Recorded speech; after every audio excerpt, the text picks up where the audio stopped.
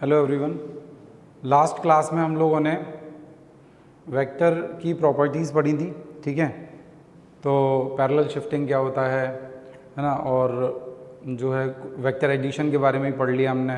Vector addition में जो है आपका ट्रायंगल रूल क्या है। ट्रायंगल रूल में हमने जो है वेक्टर के मैग्नीट्यूड का जो दो वेक्टर को ऐड करने के बाद में जो रिजल्टेंट आता है उसका मैग्नीट्यूड का जो फॉर्मूला का डेरिवेशन होता है r=√a² + b² + 2ab cos theta, वो डेरिवेशन कैसे हो रहा था वो देख लिया था, है ना। और पैरेललोग्राम रूल भी समझ लिया था, ठीक है। तो उसी के कंटिन्यूशन में अभी एडिशन की कुछ प्रॉपर्टीज़ हैं वो मैं और डिस्कस करता हूँ, ठीक है। तो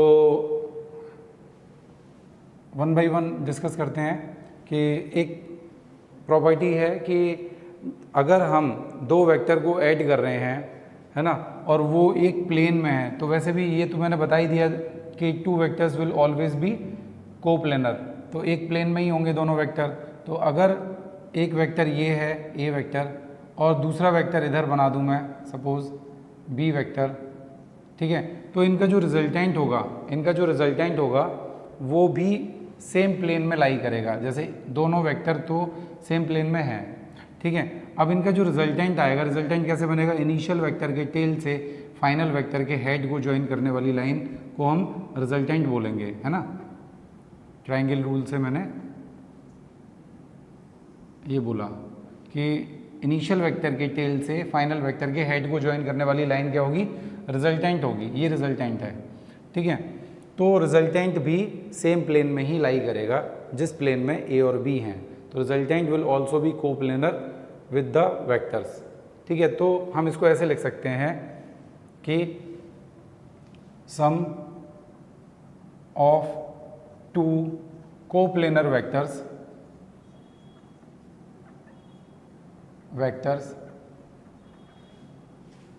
विल ऑल्सो बी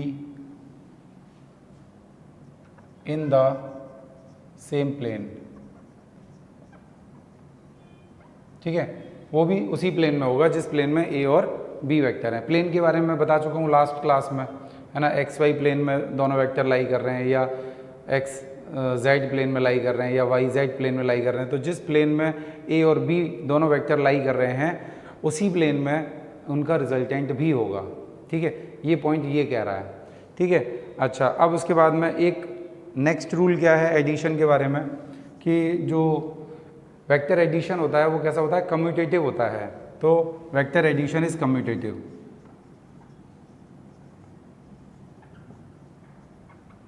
इसका मतलब क्या है,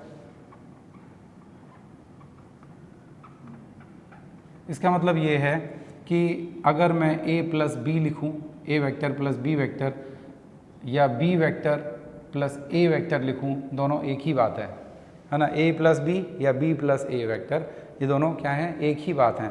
तो इसको बोलते हैं कम्यूटेटिव लॉ। तो वेक्टर एडिशन कम्यूटेटिव लॉ को फॉलो करता है। तो अब इसको समझते हैं कैसे। देखो, अगर मैं यहाँ पर a प्लस बी बनाऊँ, ये हो गया मेरा a वेक्टर और ये हो गया मेरा b वेक्टर, तो इनका जो रिजल्टेंट बनेगा वो कैसा बनेगा, ऐसा बनेगा, ठीक है। रिजल्टेंट ये बन गया a प्लस बी। अच्छा, अब मुझे b प्लस ए बनाना है। तो पहला वेक्टर कौन है, b, तो पहले मैं b वेक्टर को बनाऊंगा, देखो ऐसे, और फिर उसके बाद a वेक्टर को ड्रॉ करूंगा। तो a वेक्टर कहाँ से शुरू होगा, b के हेड से शुरू होगा। तो b के हेड से मैंने a वेक्टर बना दिया, ये a वेक्टर है, ये b वेक्टर है, ठीक है। इनका रिजल्टेंट क्या होगा, इनिशियल कौन है इसमें, b वेक्टर है, तो इनिशियल वेक्टर के टेल से फाइनल वेक्टर के हेड को ज्वाइन करेंगे तो वो रिजल्टेंट होगा, ठीक है। ये रिजल्टेंट हो गया। ये क्या है resultant, vector equals to B vector plus A vector. यहाँ पर रिजल्टेंट कितना था, resultant equals to A vector plus B vector, ठीक है, ए प्लस बी। तो ए प्लस बी भी इसी डायरेक्शन में, बी प्लस ए भी इसी डायरेक्शन में। अगर बिल्कुल प्रॉपरली स्केल लेके आप ए वेक्टर और बी वेक्टर को ड्रॉ करोगे तो जो ये मैग्नीट्यूड है और ये मैग्नीट्यूड दोनों सेम आएंगे, इक्वल। डायरेक्शन तो वैसे ही इक्वल दिखाई दे रहे हैं, थोड़ा बहुत plus minus rough hand drawing, free hand drawing कर रहा हूँ मैं ये, तो फ्री हैंड ड्राइंग में तो उतना जो है एग्जैक्ट नहीं बन पाता। तो डायरेक्शन हमें दिखाई दे रहा है कि दोनों की डायरेक्शन कैसी है, सेम है, मैग्नीट्यूड भी दोनों का सेम है, ठीक है। तो a प्लस बी लिखो या b प्लस ए लिखो, दोनों बात एक ही है, ठीक है। रिजल्टेंट की वैल्यू एक ही होगी मैग्नीट्यूड में भी और डायरेक्शन में भी, ठीक है। तो इस प्रॉपर्टी को बोलते हैं कम्यूटेटिव, ठीक है। तो a plus B equals to B plus A. अच्छा, अब इसके बाद नेक्स्ट प्रॉपर्टी क्या है,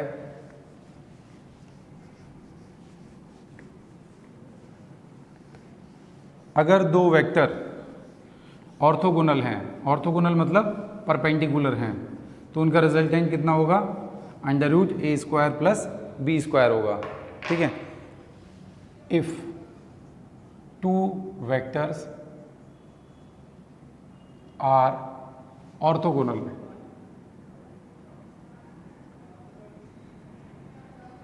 then resultant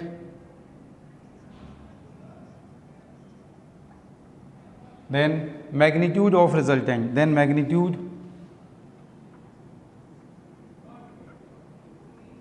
of resultant is r equals to under root A square plus B square, ठीक है। ये हमें पता है कैसे, देखो यहाँ पर मैं ये कह रहा हूँ कि एक वेक्टर है a, ठीक है, और दूसरा वेक्टर है b,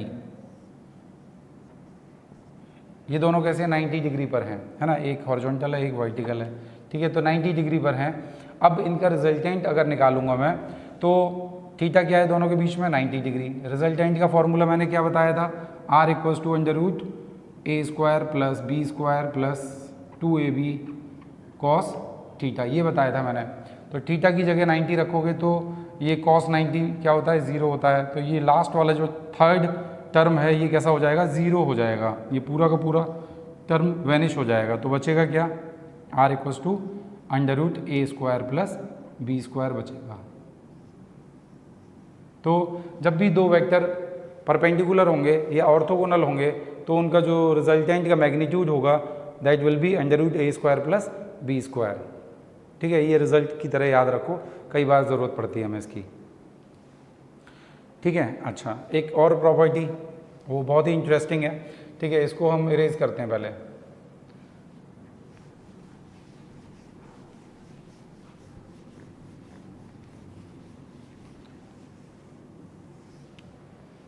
देखो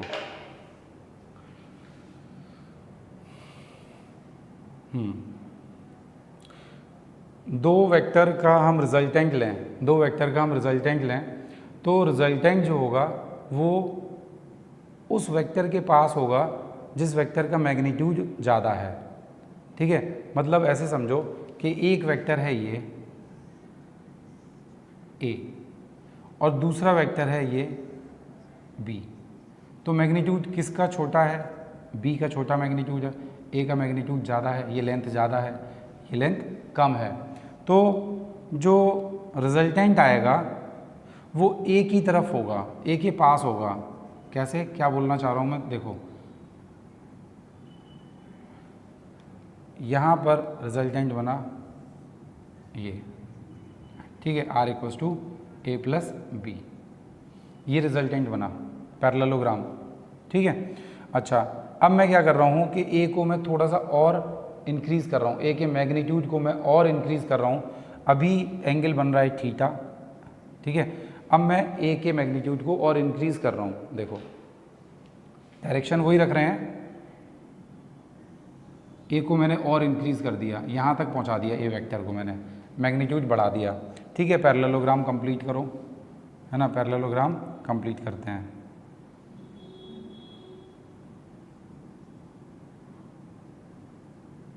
ठीक है, अब रिजल्टेंट बनाओ। रिजल्टेंट क्या होगा, यहीं से शुरू होगा, बी वेक्टर ये रहा, ए वेक्टर ये पूरा। अब थोड़ा सा मैग्नीट्यूड में इंक्रीज़ कर दिया मैंने, तो मैग्नीट्यूड में इंक्रीज़ करने से रिजल्टेंट किधर शिफ्ट होगा, ए की तरफ शिफ्ट होगा या बी की तरफ शिफ्ट होगा, ये कहना चाह रहा हूँ मैं। तो रिजल्टेंट तो एक ही तरफ शिफ्ट हो गया, यानी कि ये जो थीटा डैश बना है ये थीटा से कम है, theta dash is less than theta, ऐसा बोल सकते हैं। इसका मतलब ये हुआ कि जो वेक्टर मैग्नीट्यूड में बड़ा होगा रिजल्टेंट उसके पास रहेगा, है ना। ये रिजल्टेंट है आर डैश, है ना। तो ये रिजल्टेंट जैसे ही मैंने ए के मैग्नीट्यूड को इंक्रीज़ करा तो और ए के पास आ गया। क्लियर है ये बात। तो ये थीटा डैश जो है कैसा होगा, छोटा होगा in comparison to theta. Clear बात। तो इसको हम लिख देते हैं लैंग्वेज में, एक मिनट।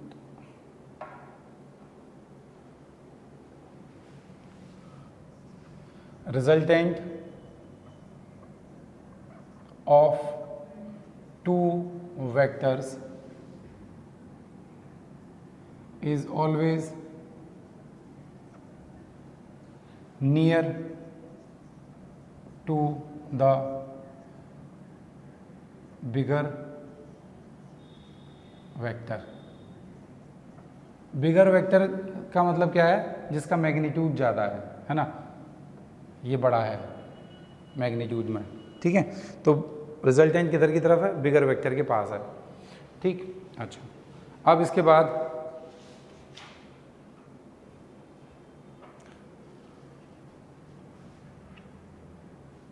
ठीक है, चलो इरेज करते हैं।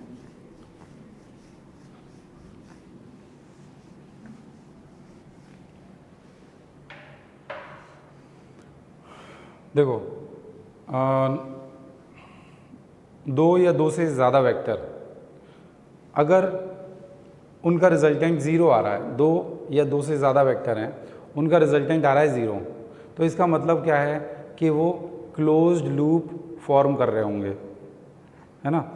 तो ऐसे बोल सकते हैं कि अगर कुछ वेक्टर्स हैं, 3 वेक्टर 4 वेक्टर, है ना, तो अगर इनका रिजल्टेंट या सम जो है ज़ीरो आ रहा है, सम ज़ीरो आ रहा है, तो वो क्या कर रहे होंगे, क्लोज्ड लूप फॉर्म कर रहे होंगे। जैसे कि देखो, अगर एक वेक्टर मैंने ये बना दिया ए, दूसरा वेक्टर मैंने बना दिया इधर बी, तीसरा वेक्टर मैंने यहीं पर बना दिया सी, ये 3 वेक्टर हो गए ए बी सी, ठीक है।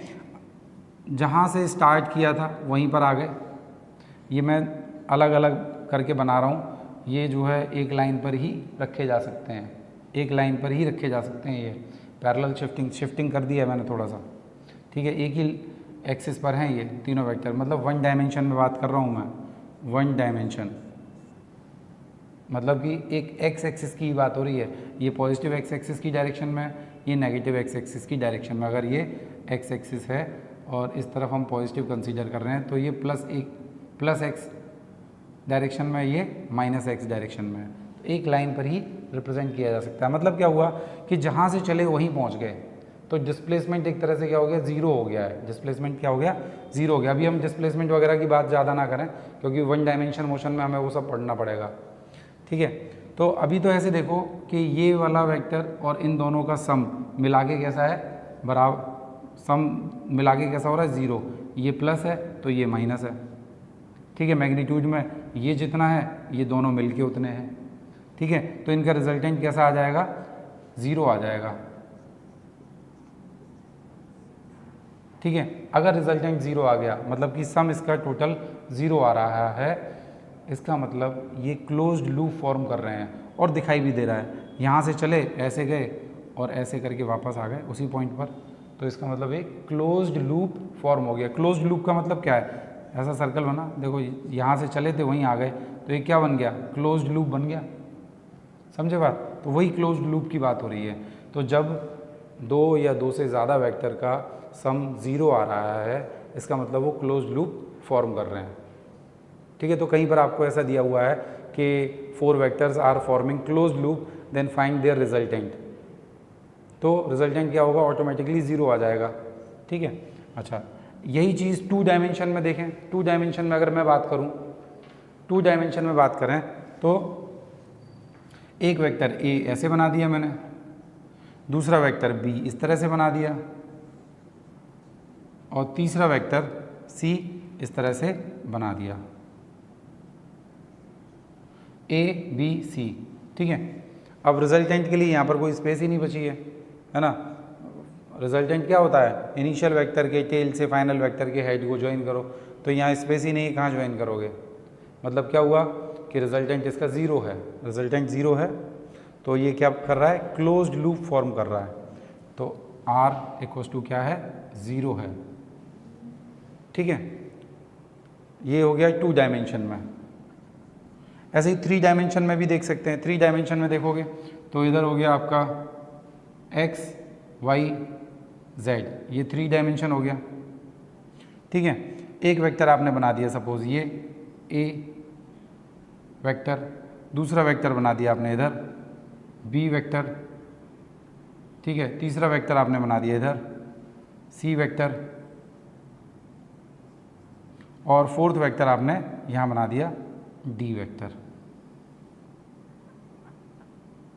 ठीक है, स्टार्ट हुए, सपोज a वेक्टर क्या था, इनिशियल वेक्टर था, तो इनिशियल वेक्टर के टेल से फाइनल वेक्टर के हेड को ज्वाइन करें तो रिजल्टेंट मिलेगा। तो रिजल्ट ज्वाइन तो जब करोगे जब यहाँ स्पेस बचा होगा, पहले से ही ज्वाइन है ना, पहले से ही ज्वाइन है, डी वेक्टर का हेड और इनिशियल वेक्टर का टेल पहले से ही ज्वाइन हो रहे हैं। तो ये क्या हो गया, ये क्लोज लूप फॉर्म हो गया, A B C D. Resultant क्या होगा, ज़ीरो होगा, रिजल्टेंट ज़ीरो होगा, सम क्या हो गया, ज़ीरो हो गया। तो इसको बोलते हैं क्लोज लूप फॉर्म कर रहे हैं अगर वेक्टर, तो उनका रिजल्टेंट कैसा आएगा, ज़ीरो आएगा। तो ये बनाया मैंने 3 डायमेंशन में, है ना, तीनों एक्सेस यूज़ कर ली ना, एक्स वाई जेड 3D। यहाँ पर 2 एक्सेस यूज़ हुए, इधर एक्स और इधर वाई, 2 डायमेंशन। ये एक ही डायरेक्शन यूज, एक ही एक्सेस यूज़ करा एक्स। ठीक है, तो इसको हम लिख सकते हैं, कैसे लिखें, देखो, if sum of few vectors is 0, then they are forming closed loop। ठीक है, उल्टा भी समझ सकते हो, है ना, उल्टा भी पढ़ सकते हो इसको कि अगर कुछ वेक्टर मिलके जो है क्लोज लूप बना रहे हैं तो उनका सम कैसा होगा, 0 होगा। ठीक है, चलो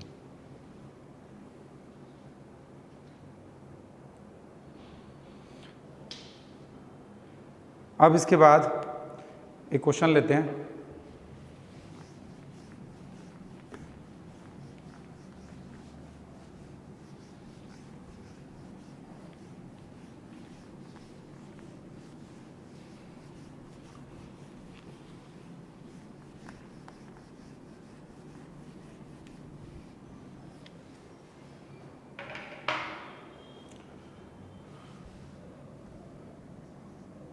रिजल्टेंट वेक्टर का magnitude is equals to twice of A vector का magnitude equals to twice of B vector का मैग्नीट्यूड। ऐसा दिया हुआ है हमें, ऐसा हमें दिया हुआ है। ठीक है, और रिजल्टेंट का magnitude equals to A vector के मैग्नीट्यूड का twice equals to B vector के मैग्नीट्यूड का ट्वाइस, ऐसे दिया हुआ है। हमसे पूछ रहे हैं क्या कि ए और बी के बीच में एंगल बताओ, find theta between vector A and vector B, ये क्वेश्चन है। ठीक है,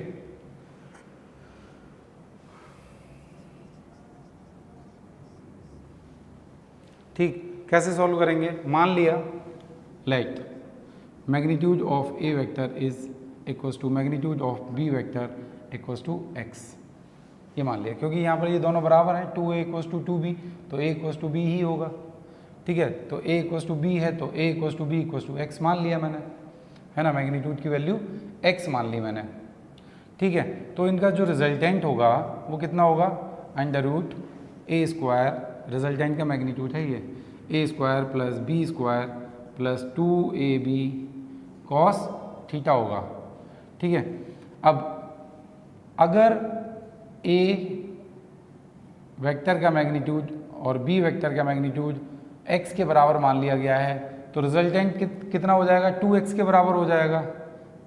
तो हम ऐसे लिख सकते हैं, देन रिजल्टेंट का मैग्नीट्यूड कितना हो गया, ट्वाइस ऑफ एक्स। तो यहाँ लिखो 2x इक्वल्स टू, ये क्या है, ए का मैग्नीट्यूड। सिंपली ना तो मैंने वर्टिकल लाइन बनाई है ना इसके ऊपर एरो लगाया, तो ये ए वेक्टर का मैग्नीट्यूड है। तो इसको हम क्या लिखेंगे, एक्स स्क्वायर प्लस ये भी एक्स स्क्वायर हुआ plus 2x into x cos of theta. ठीक है, रूट हटाओ, स्क्वायर करो यहाँ पर, 4x स्क्वायर इक्वल्स टू, इनको ऐड करो 2x square plus 2x square cos theta. ऐसे लिखा जा सकता है। ये 2x स्क्वायर इधर आएगा तो क्या बचेगा, 2x square equals to 2x square cos theta. ठीक है, ठीक है। तो थीटा की वैल्यू जो आ रही है ये 1 हो जाएगा ना, तो cos theta equals to 2x square upon 2x square equals to 1 हो जाएगा। तो 1 इक्वल्स टू कितना हो जाएगा, कॉस 0, यानी कि थीटा कैसा है, थीटा इक्वल्स टू 0 डिग्री। ठीक है, इस तरह से एंगल फाइंड आउट कर सकते हो। अगर हमें एक कंडीशन गिवन है, if r equals to, if magnitude of r vector equals to 2 magnitude of a vector equals to 2 magnitude of b vector, तो हमें एंगल फाइंड आउट करना था। तो इस तरह से हम एंगल फाइंड आउट कर सकते हैं। ठीक है,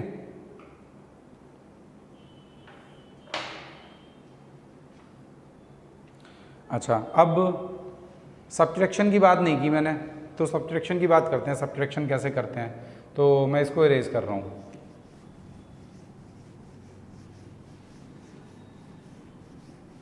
तो सब्ट्रैक्शन भी बिल्कुल वैसे ही होता है जैसे एडिशन होता है। ठीक है, देखो कैसे होगा।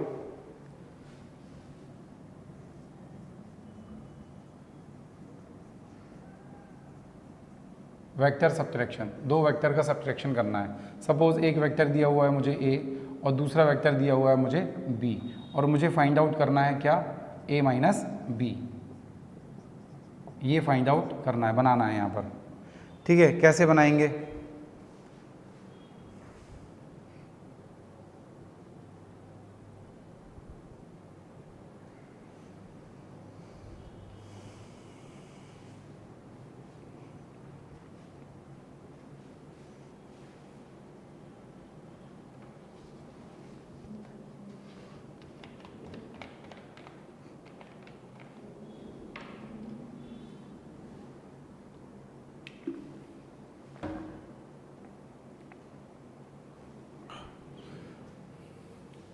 ठीक है। तो ए वेक्टर तो आपने ऐसे ही बना लिया जैसे दिया हुआ है। माइनस बी बनाना है, बी है इस डायरेक्शन में, तो माइनस बी किधर हो जाएगा, माइनस बी तो है इस डायरेक्शन में। ठीक है, मुझे बनाना है माइनस बी, तो माइनस बी की डायरेक्शन जस्ट अपोजिट होगी, रिवर्स हो जाएगी। तो माइनस बी बनेगा इधर, बिल्कुल 180 डिग्री शिफ्ट होके 180 डिग्री शिफ्ट हो जाएगा। ये है माइनस बी। ठीक है, बी वेक्टर अगर उधर है तो माइनस बी इधर होगा। अब जैसा ट्रायंगल रूल बोलता है वैसे ही हम कर देंगे कि ए और माइनस बी को ऐड करोगे तो क्या मिलेगा, ए माइनस बी मिलेगा। इसीलिए इनिशियल वेक्टर के टेल से फाइनल वेक्टर के हेड को ज्वाइन कर दो। ये मैंने ज्वाइन कर दिया। ठीक है, तो ये क्या मिला मुझे, रिजल्टेंट, और ये कितना है, ए माइनस बी वेक्टर। ठीक है, तो जो भी सब्ट्रैक्ट करना है, जैसे बी सब्ट्रैक्ट करना है तो बी का पहले तो रिवर्स कर दो, माइनस बी बना दो, और फिर जैसे एडिशन करते थे ए और माइनस बी को ऐड करोगे तो ए माइनस बी ही तो मिलेगा। तो ये हमने रिजल्टेंट बना दिया। ठीक है, इस तरह से होगा। अच्छा, और इसका अगर जब मैग्नीट्यूड निकालना है, इसका हमें जब मैग्नीट्यूड निकालना है तो फिर कैसे फाइंड आउट होगा, देखो यहाँ पर हम देखें एक चीज़ कि इसको थोड़ा सा मैं आगे बढ़ाऊँ। ठीक है, अगर ए वेक्टर को मैं शिफ्ट कर दूँ तो ए और बी वेक्टर के बीच में एंगल है सपोज थीटा, तो ए और माइनस बी वेक्टर के बीच में एंगल कितना हो जाएगा, 180 माइनस थीटा हो जाएगा। ठीक है, अगर मैंने इसको आगे बढ़ा दिया, मान लो पैरेलल शिफ्टिंग की, यहाँ तक तो बात ख़त्म हो गई। उसके बाद फिर मैं रिजल्टेंट का जो मैग्नीट्यूड है वो निकालने की बात कर रहा हूँ। जो फॉर्मूला मेरे पास में लिखा हुआ है R equals to under root A square plus B square plus 2ab cos theta. तो मैं उसी फॉर्मूले को यूज़ करके यहाँ पर जो है रिजल्टेंट का मैग्नीट्यूड निकाल रहा हूँ, आर का मैग्नीट्यूड, आर वेक्टर का मैग्नीट्यूड। तो उसके लिए मुझे थीटा चाहिए। तो थीटा मतलब क्या होना चाहिए? थीटा होना चाहिए ए और बी के बीच का एंगल होना चाहिए। ए और बी के बीच का एंगल कैसे बताऊंगा? ए और माइनस बी के बीच का एंगल, तो माइनस बी तो इधर है, ये रहा, और ए वेक्टर ये रहा। तो ए वेक्टर को मैं शिफ्ट करूँ पैरेलली, ए वेक्टर को मैं पैरेलली शिफ्ट करूँगा, तो इधर ले आया मैं, ठीक है। ए वेक्टर को मैंने पैरेलली शिफ्ट किया, तो ए वेक्टर और बी वेक्टर के बीच में तो एंगल थीटा है, तो ए और माइनस बी के बीच में एंगल कितना होगा? 180 माइनस थीटा होगा, क्योंकि माइनस बी इधर है, ए इधर है, ठीक है। दोनों की टेल ज्वाइन हो रही हैं, तो ए और माइनस बी के बीच में एंगल कितना है? 180 माइनस थीटा। तो रिजल्टेंट का मैग्नीट्यूड का फॉर्मूला होता है मेरे पास में, यहाँ लिख दे रहा हूँ मैं, R equals to under root A square plus B square plus 2ab cos theta. अब थीटा यहाँ पर कितना है? 180 माइनस थीटा है, तो 180 माइनस थीटा, ठीक है। तो कॉस 180 माइनस थीटा हो गया। कौन से क्वाड्रेंट में जाएगा? सेकंड क्वाड्रेंट में। सेकंड क्वाड्रेंट में कॉस कैसा होता है? नेगेटिव होता है, यानी कि cos 180 minus theta equals to minus cos theta होता है। कॉस 180 माइनस थीटा को हम लिख सकते हैं माइनस कॉस थीटा लिख सकते हैं, तो इसकी जगह पर माइनस कॉस थीटा लिख दिया जाएगा, ठीक है। तो ये हो जाएगा under root A square plus B square minus 2ab cos theta, ऐसे लिखा जाएगा। तो ये आ गया मेरे पास में a माइनस बी जो वेक्टर आया है रिजल्टेंट, उसका मैग्नीट्यूड, ठीक है। जब हम प्लस करते हैं, सम करते हैं, तो यहाँ a प्लस बी होता, तो ये वाला वेक्टर बनता, देखो a प्लस बी में ये बनता, यही बना रहा हूँ मैं, ये हमारा r vector equals to a plus B vector होता, ठीक है। इसका मैग्नीट्यूड अगर लिखना होता r वेक्टर का, तो यहाँ प्लस साइन आ जाता, क्योंकि a वेक्टर और b वेक्टर के बीच में एंगल थीटा है, तो सीधा सीधा 180 माइनस थीटा की जगह थीटा होता, तो ये प्लस साइन ही बना रहता, ठीक है। चलो, तो इस तरह से हम क्या करते हैं? सब्ट्रैक्शन करते हैं। सब्ट्रैक्शन करने का सीधा सीधा तरीका ये है कि जो वेक्टर सब्ट्रैक्ट करना है उसे रिवर्स कर दो पहले, तो है ना, और पहले वेक्टर के साथ में जैसे एडिशन करते हो वैसे एडिशन करो रिवर्स करके, ठीक है। ए वेक्टर वैसे ही बनाया, बी को रिवर्स कर दिया तो माइनस बी हो गया, ए और माइनस बी को ऐड करोगे तो ए माइनस बी ही कहलाएगा, ठीक है। चलो,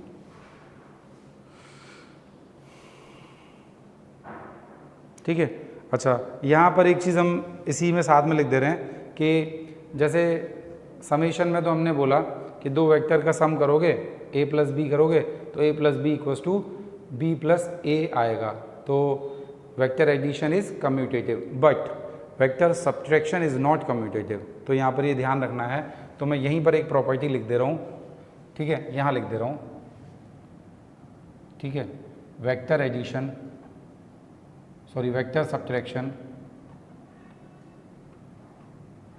is non commutative, non-commutative means what? Means a minus b is not equals to b minus a, ये दोनों अलग अलग होंगे, ठीक है। a माइनस बी और b माइनस ए सेम नहीं होंगे, ठीक है। अच्छा,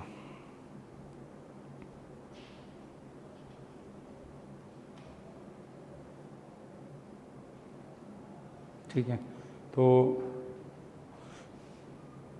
चलो मैं इसको थोड़ा सा एक्सप्लेन कर देता हूँ, ए माइनस बी और बी माइनस ए अलग अलग क्यों होंगे, ठीक है। तो मैं यहीं पर एक्सप्लेन कर रहा हूँ, ठीक है। इस वाली प्रॉपर्टी को मैं एक्सप्लेन कर रहा हूँ।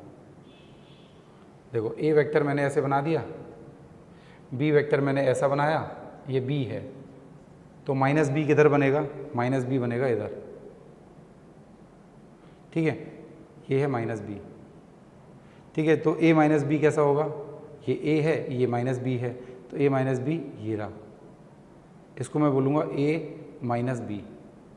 a माइनस बी इधर हो गया। अब मुझे बनाना क्या है, b माइनस a, तो b को तो ऐसे ही रखो, a को रिवर्स करो। a को रिवर्स करोगे कैसे, ठीक है, b तो यही रहा आपका, a को रिवर्स करना है, तो a को रिवर्स करने के लिए इसकी डायरेक्शन इधर है, अभी इसकी डायरेक्शन अपोजिट कर दो। अपोजिट कर दोगे तो है ना, तो फिर जो है इस तरह से करो,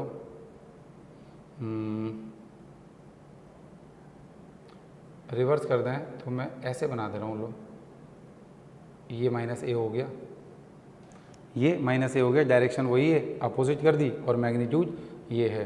अब मुझे माइनस ए और बी इन दोनों को ऐड करना है, तो मुझे क्या मिल जाएगा, ये माइनस ए है, माइनस ए और बी को ऐड करूँगा तो मुझे बी माइनस ए मिल जाएगा, ठीक है। तो बी ये रहा, माइनस ए ये रहा, ठीक है, और मुझे b माइनस ए चाहिए, तो मैं इसको पैरेलल शिफ्ट करके, देखो मैं पैरेलल शिफ्ट कर रहा हूँ, इसको इधर ले जाऊँ, है ना, b और माइनस ए यहाँ ले जा रहा हूँ, ठीक है, माइनस ए वेक्टर, b ये रहा, माइनस ए ये रहा, और अब इनिशियल वेक्टर कौन है, b, यहाँ पर इनिशियल वेक्टर कौन है, b, और फाइनल वेक्टर क्या है, माइनस ए। तो इनिशियल वेक्टर के टेल से फाइनल वेक्टर के हेड को ज्वाइन करूँ, ये, ठीक है, तो ये होगा b माइनस ए। अब देखो ध्यान से कि b माइनस ए की डायरेक्शन ऊपर की तरफ है, a माइनस बी की डायरेक्शन नीचे की तरफ है, तो ये दोनों वेक्टर कैसे हो गए, वैसे ही डायरेक्शन ही अलग हो गई है, इसलिए दोनों वेक्टर कैसे हो गए, डिफरेंट हैं। डायरेक्शन अलग हो जाएगी तो दोनों वेक्टर कैसे हो जाएंगे, अलग हो जाएंगे, इसलिए हम कह सकते हैं कि वेक्टर सब्ट्रैक्शन कैसा है, कम्यूटेटिव नहीं है, नॉन कम्यूटेटिव है। क्लियर। तो आज यहीं तक रखते हैं, फिर इससे आगे नेक्स्ट लेक्चर में पढ़ते हैं।